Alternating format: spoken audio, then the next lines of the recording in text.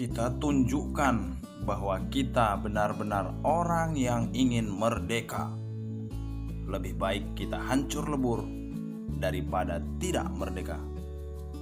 Merdeka atau mati. Bung Tomo, 10 November 1945. Assalamualaikum warahmatullahi wabarakatuh. Hai. Selamat pagi anak-anak smart semua. Apa kabar kalian hari ini? Tentunya dalam keadaan baik dan dalam keadaan sehat, tidak kurang suatu apapun. Begitu juga dengan keadaan Bapak. Alhamdulillah kita masih dipertemukan, walau tidak secara langsung, namun lewat pembelajaran daring. Sebelum mengikuti pembelajaran daring, jangan lupa untuk membantu orang tua ya anak-anak smart. Oke, kita lanjutkan kembali pembelajarannya ya. Tetap semangat dan selalu tersenyum. Baiklah anak-anak smart sekalian, hari ini kita akan membahas muatan materi tema 2, Persatuan dalam Perbedaan. Subtema 2, Bekerja sama mencapai tujuan dalam pembelajaran ke-1. Sebelum kita memulai pembelajaran, mari kita berdoa menurut agama dan kepercayaan masing-masing. Berdoa mulai. Berdoa selesai. Selanjutnya, mari kita simak dulu tujuan pembelajaran yang akan kita capai pada pembelajaran hari ini.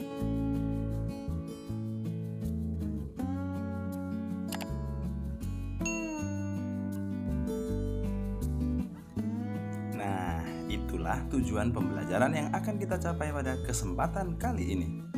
Setelah proklamasi kemerdekaan Indonesia 17 Agustus 1945, seharusnya bangsa Indonesia telah merdeka dan terbebas dari segala bentuk penindasan serta penjajahan.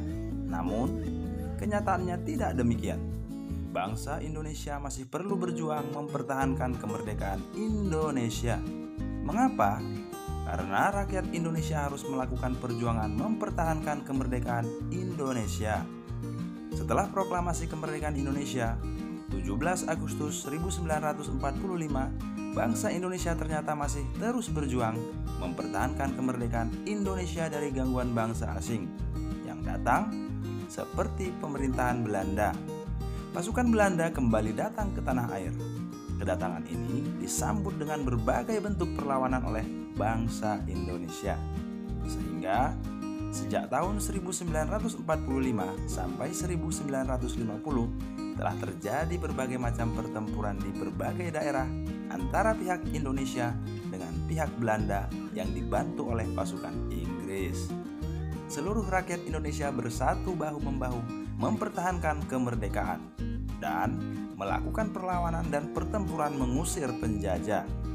Salah satu pertempuran yang terkenal dari pertempuran hebat lainnya di tanah air ialah pertempuran Surabaya.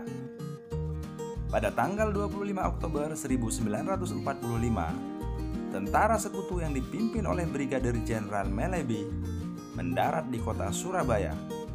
Tanggal 27 sampai 30 Oktober 1945 terjadi kontak senjata antara para pemuda Indonesia dengan pasukan Inggris. Dalam pertempuran ini, pasukan Inggris dapat dipukul mundur. Bahkan, puncak dari pertempuran tersebut adalah terbunuhnya pemimpin pasukan Inggris, Brigadir Jenderal Melleby. Pada tanggal 9 November 1945, Inggris mengeluarkan ultimatum yang berisi, semua pimpinan dan orang Indonesia yang bersenjata harus melapor dan meletakkan senjatanya di tempat yang ditentukan dan menyerahkan diri dengan mengangkat tangan. Namun, ultimatum tersebut ditolak oleh pihak Indonesia. Dan pada akhirnya, pada tanggal 10 November 1945, terjadi pertempuran yang sangat dahsyat. Pasukan Inggris menggempur Surabaya dari darat, laut, dan udara. Ribuan rakyat Indonesia dan tentara jatuh berguguran demi mempertahankan kemerdekaan Republik Indonesia.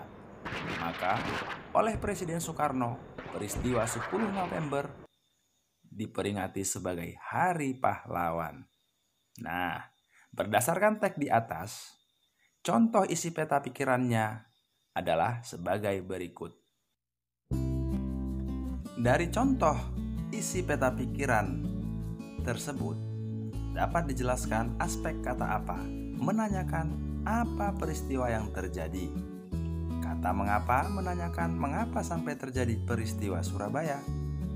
Kata siapa menanyakan siapa saja yang terlibat dalam peristiwa tersebut. Kata di mana menanyakan di mana tempat peristiwa tersebut terjadi. Kata kapan menanyakan kapan peristiwa tersebut terjadi. Kata bagaimana menanyakan bagaimana peristiwa tersebut berlangsung. Nah, kalian dapat mengembangkan peta pikiran yang telah kalian buat menjadi sebuah tulisan baru dengan menggunakan kata-kata sendiri.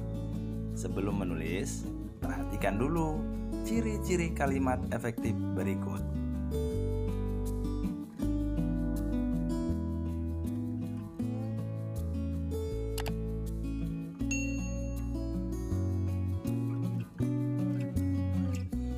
Baiklah, anak-anak smart sekalian, tugas kalian di buku tema 2 halaman 47 yaitu buatlah tulisan menggunakan kata-kata sendiri tentang pertempuran lainnya berdasarkan peta pikiran yang telah kalian buat. Gunakan kalimat efektif. Perjuangan dalam mempertahankan kemerdekaan Indonesia tidak dapat dilakukan sendiri-sendiri. Sangat diperlukan kerjasama dan persatuan dari seluruh rakyat Indonesia agar cita-cita untuk menjaga bangsa yang bebas dan merdeka dapat tercapai. Pertempuran Surabaya adalah satu dari sekian banyak upaya yang dilakukan oleh bangsa Indonesia dalam mempertahankan kemerdekaan Indonesia. Masih banyak perjuangan lain yang dilakukan di berbagai daerah. Misalnya, Pertempuran Ambarawa, Pertempuran Medan Area, Bandung Lautan Api, agresi militer Belanda I, dan agresi militer Belanda kedua.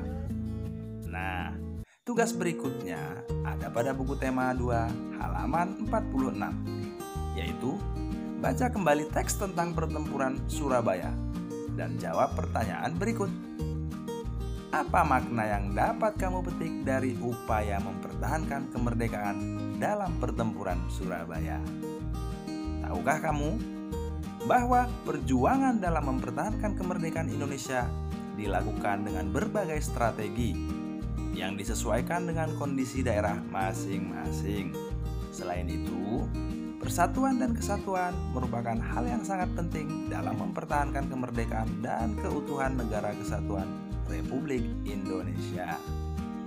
Nah, anak-anak smart sekalian, setelah belajar tentang sejarah perjuangan mempertahankan kemerdekaan, sekarang kamu akan mempelajari tentang cara hewan menyesuaikan diri dengan lingkungan tempat tinggalnya.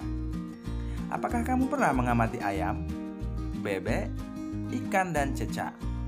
Apakah kamu mengetahui ciri-ciri hewan tersebut? Apakah kalian juga mengetahui ciri-ciri tempat tinggalnya? Perhatikan contoh diagram berikut ini dengan seksama.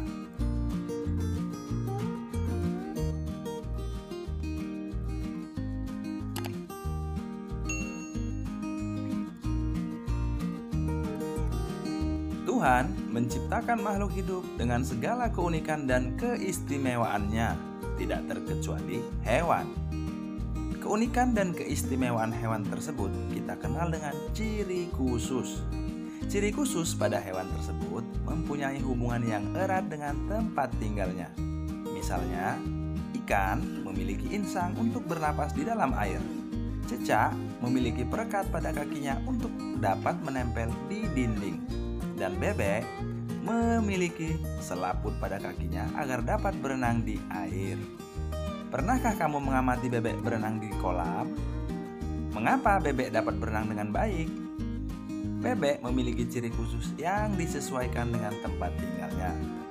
Bebek hidup di darat, namun untuk mencari makan, bebek biasanya berada di air. Ciri khusus yang dimiliki bebek untuk mencari makan berupa paruh yang agak panjang dan lebar pada bagian ujungnya. Bebek mencari makan di air seperti kolam, sungai, sawah, atau danau yang dangkal. Bulu bebek dilapisi oleh minyak sehingga tidak basah jika terkena air.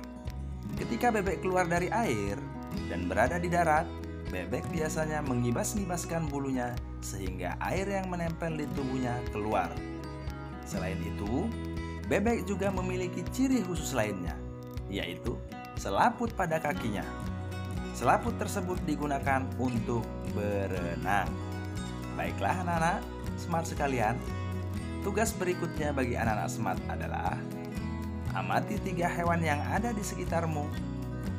Lalu, berdasarkan hasil pengamatanmu, catat ciri-ciri khusus hewan tersebut beserta habitatnya. Tulis laporan kalian berdasarkan pengamatan. Kalian dapat melengkapi laporan kalian dengan membaca berbagai sumber bacaan. Tulis laporanmu pada tabel berikut ini.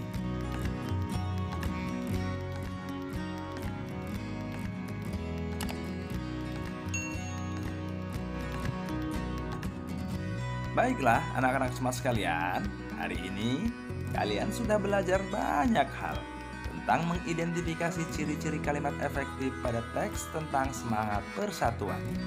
Menuliskan peristiwa penting tentang semangat persatuan dan kesatuan menggunakan unsur apa, di mana, kapan, siapa, mengapa, dan bagaimana dengan menggunakan kalimat efektif. Kemudian menyebutkan makna upaya mempertahankan kemerdekaan melalui peta pikiran dan contoh upaya mempertahankan kemerdekaan melalui peta pikiran, serta mengidentifikasi ciri-ciri hewan berdasarkan habitatnya. Nah, demikianlah materi hari ini yang dapat Bapak sampaikan untuk anak-anak smart di rumah. Semoga materi yang Bapak berikan dapat bermanfaat untuk kalian semuanya. Tetap belajar ya anak-anak Bapak. Selalu jaga kesehatan dan jangan lupa selalu beribadah dan berdoa.